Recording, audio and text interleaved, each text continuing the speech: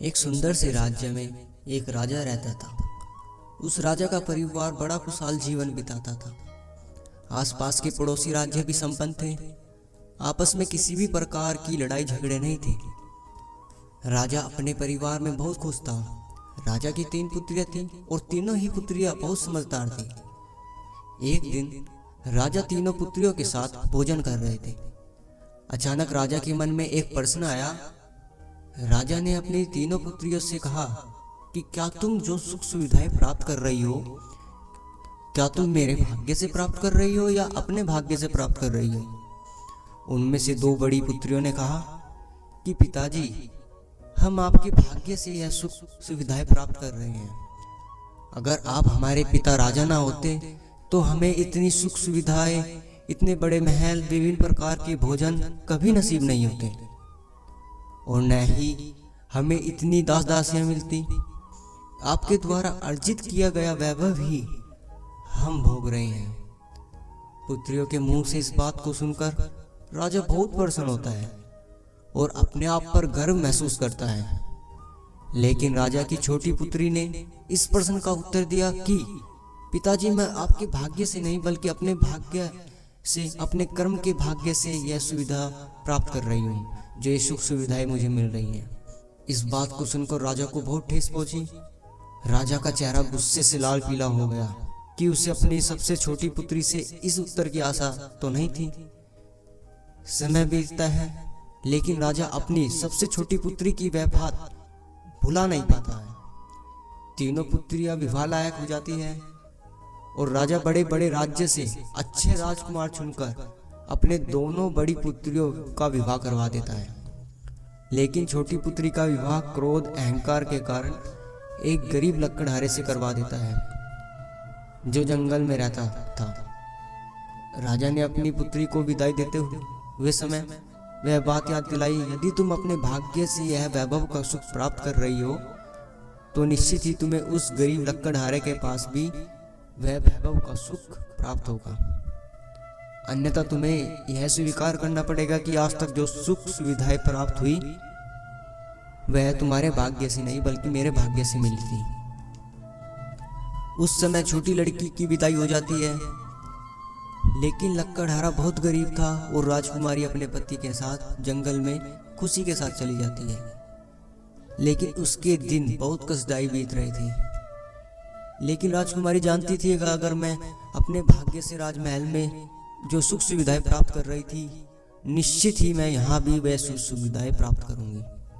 कई दिन बीतने के बाद राजा ने अपनी सबसे छोटी पुत्री के हाल चाल जानना चाहा।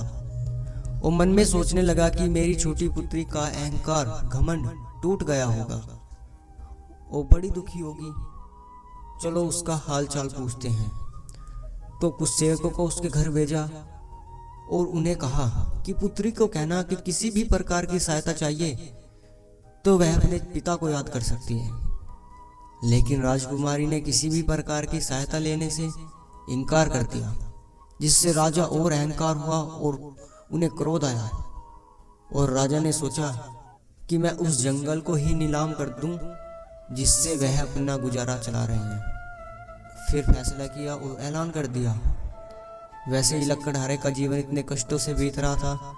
जब लकड़हारा लकड़ी काट रहा था तब कुछ सैनिक आए और ढिंडोरा पीटने लगे कि यह जंगल नीलाम होने वाला है। तो बहुत चिंता में जब शाम को लकड़हारा घर आया तो राजकुमारी को देखा और चिंतित अवस्था में बोला कि अब हमारे और भी कष्टदायी दिन आने वाले हैं, और बड़े दुख के साथ एक कोने में बैठ जाता है। राजकुमारी ने प्यार से पूछा कि क्या हुआ? लकड़हारे ने अपनी चिंता को बताया कि जिस जंगल में मैं लकड़ी काटता हूँ वह कल नीलाम होने वाला है और जंगल को खरीदने वाले को 1 महीने में सारा धन जमा करना होगा। जंगल नीलाम होने के बाद मेरे पास कोई भी काम नहीं रहेगा जिससे हम अपना गुजारा कर सकेंगे। राजकुमारी बहुत समझदार थी, बुद्धिमान थी।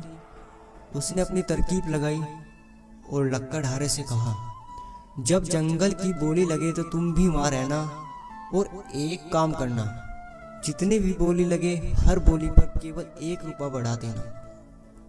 तो अगले दिन लकड़हारा जहाँ बोली लग रही थी उस स्थान पर पहुंच जाता है और जब भी बोली लगती तो राजकुमारी के बताए अनुसार हर बोली पर 1 रुपया बढ़ा देता और अंत में लक्कड़हारे की बोली पर वह जंगल बिक जाता है और सोचता है जंगल तो मुझे मिल गया, लेकिन इसका जो पैसे हैं वह कैसे चुका पाऊंगा। तो वह बड़ी चिंतित अवस्था में घर जाता है और राजकुमारी को सारी बातें बताता है। क्योंकि जंगल 5 लाख में बिका था, वैसे ही लक्कड़हारे को 1-1 रुपया जमा करने के लिए बहुत समय लग जाता था। राजकुमारी ने कहा कि जिस जंगल में आप लकड़ी काटते हो वहाँ मैं भी आपको भोजन देने के लिए गई थी।